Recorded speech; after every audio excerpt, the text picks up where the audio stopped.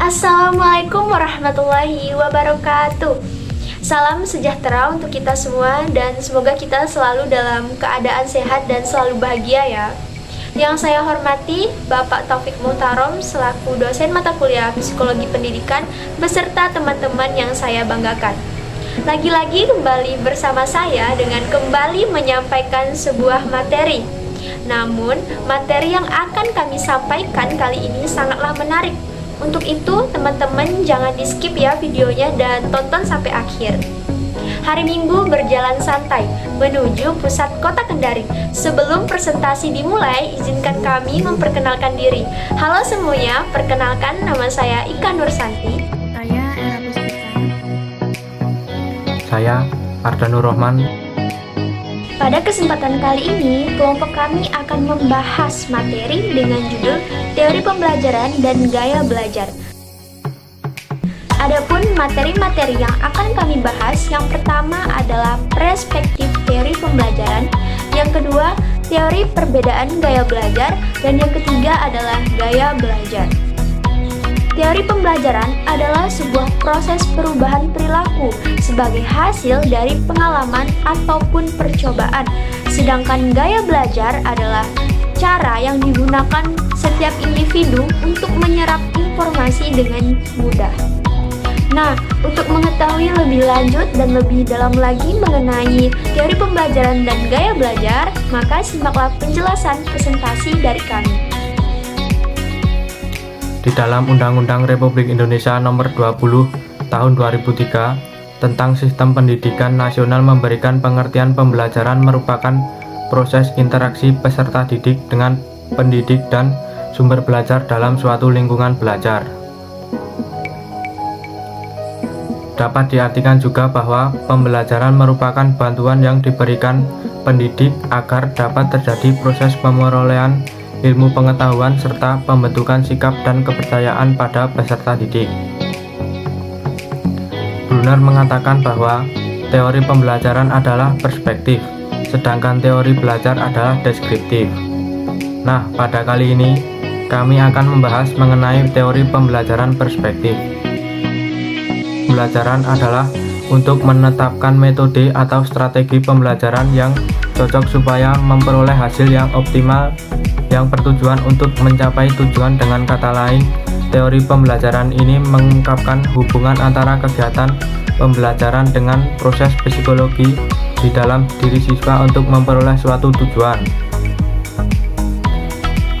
Teori pembelajaran tidak menjelaskan bagaimana proses belajar terjadi, tetapi lebih mengimplementasi prinsip-prinsip teori belajar dan berfungsi untuk memecahkan masalah praktis dalam pembelajaran. Oleh karena itu, teori pembelajaran selalu akan mempersoalkan bagaimana prosedur pembelajaran yang efektif, maka bersifat perspektif. Namun, teori perspektif ini juga memiliki kelebihan dan kekurangan.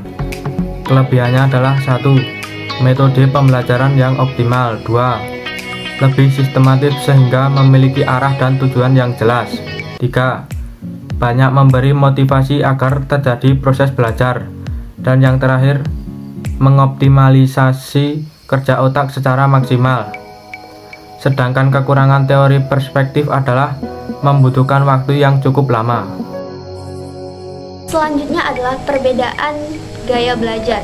Gaya belajar adalah cara yang diambil oleh masing-masing orang dalam menyerap informasi, bagaimana mereka berkonsentrasi, memproses, dan menampung informasi yang masuk di dalam otak. Belajar adalah suatu proses yang berarti belajar terjadi secara dinamis dan terus-menerus yang menyebabkan terjadi perubahan di dalam diri. Perubahan yang dimaksud ini dapat berupa pengetahuan ataupun perilaku. Seperti contoh, dua anak yang tumbuh dan berkembang di dalam kondisi dan lingkungan yang sama belum tentu akan memiliki pemahaman, pemikiran, dan pandangan yang sama terhadap dunia di sekitarnya. Pasti masing-masing itu memiliki cara pandang sendiri terhadap setiap peristiwa yang dilihat dan dialaminya. Cara pandang inilah yang disebut dengan gaya belajar. Menghadapi keterpaksaan untuk belajar jelas bukan hal yang menyenangkan. tidak akan mudah bagi seseorang untuk berkonsentrasi belajar jika ia merasa terpaksa.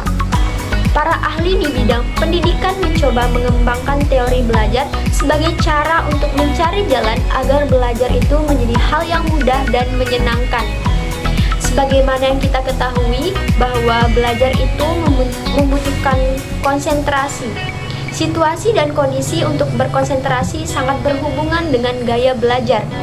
Jika kita mengenali gaya belajar, maka kita dapat mengelola pembelajaran pada kondisi apa, di mana, kapan, dan bagaimana cara kita belajar secara baik dan efektif.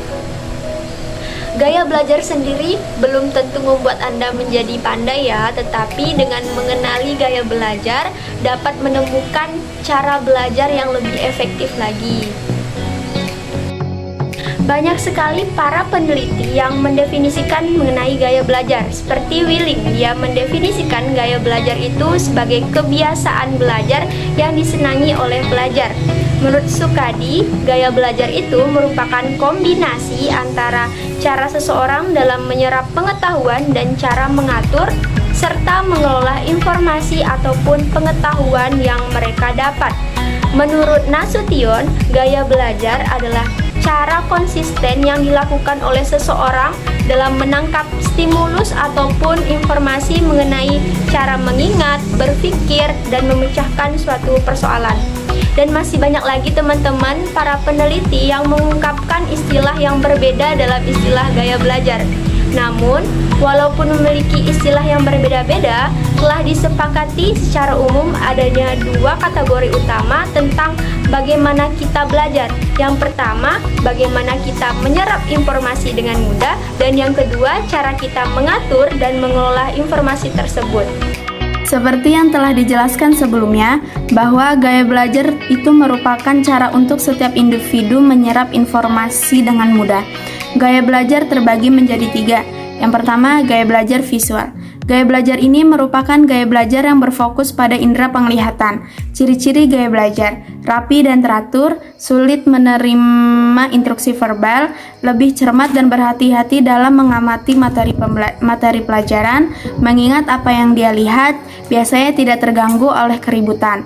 Yang kedua, gaya belajar auditori. Gaya belajar auditori ini merupakan gaya belajar yang mengandalkan pada pendengaran. Ciri-ciri gaya belajar auditori: mudah terganggu oleh keributan, senang membaca dengan keras dan mendengarkan, merasa kesulitan untuk menulis, suka berbicara di depan umum, suka berdiskusi di kelompok, dan suka menjelaskan sesuatu yang panjang dan lebar, menyukai musik atau yang bernada berirama. Yang ketiga, gaya belajar kinestik. Merupakan gaya belajar yang menyenangi belajar dengan melibatkan gerak, seperti mereka lebih mudah mempelajari sesuatu yang tidak hanya sekedar membaca, tetapi juga mempraktekannya, yaitu dengan melakukan atau menyentuh objek yang ia pelajari. Ciri-ciri gaya kinestik: berbicara dengan perlahan, berorientasi pada fisik dan banyak gerak, tidak dapat duduk diam untuk waktu yang lama, belajar melalui memanipulasi dan praktik, peka terhadap ekspresi dan bahasa tubuh. Nah, gaya belajar ini juga memberi kemanfaatan jika kita mengenalinya, yaitu yang pertama, kita dapat menentukan cara belajar yang lebih efektif. Yang kedua, kita dapat mengetahui bagaimana memanfaatkan kemampuan belajar secara maksimal, sehingga hasil belajar yang diperoleh dapat optimal juga. Nah, jadi kesimpulannya dari materi kami pada hari ini adalah bahwa teori pembelajaran adalah perspektif. Perspektif adalah goal oriented, yang maksudnya untuk mencapai tujuan. Teori pembelajaran perspektif ini adalah untuk menetapkan metode ataupun strategi pembelajaran yang cocok supaya memperoleh hasil optimal. Teori pembelajaran menaruh perhatian kepada bagaimana seseorang mempengaruhi orang lain agar terjadi proses belajar. Ada pepatah yang mengatakan, lain ladang, lain ikannya, lain orang, lain pula gaya belajarnya. Peribahasa tersebut memang pas untuk menjelaskan fenomena bahwa tidak semua orang itu memiliki gaya belajar yang sama. Nah, setelah melihat melihat video pemaparan tadi, kira-kira teman-teman termasuk ke dalam gaya belajar yang mana nih? Apakah visual, auditory, atau kinestetik? Tentunya teman-teman harus mengetahui gaya belajar teman-teman ya, karena dengan mengenali dan mengetahui gaya belajar yang pas, teman-teman dapat melakukan belajar lebih efektif lagi, dan tentunya itu bisa mendapatkan hasil yang optimal. Sebagai pendidik nantinya kita juga harus tahu dan memahami gaya belajar peserta didik, karena hal tersebut dapat memudahkan pendidik untuk memilih kegiatan pembelajaran yang sesuai dan dapat memudahkan siswanya dalam menerima informasi. Baiklah teman-teman, sekian presentasi yang dapat kami sampaikan. Kami mohon maaf sebesar-besarnya jika ada salah kata maupun salah dalam menyampaikan materi pada pagi hari ini. Kami mohon kritikan dan saran teman-teman dan Bapak dosen agar kedepannya kami dapat belajar dari kesalahan dan dapat lebih baik lagi untuk kedepannya. Mentari senja telah tenggelam, hujan turun mulai terjatuh. Kami tutup presentasi dengan salam. Wassalamualaikum warahmatullahi wabarakatuh.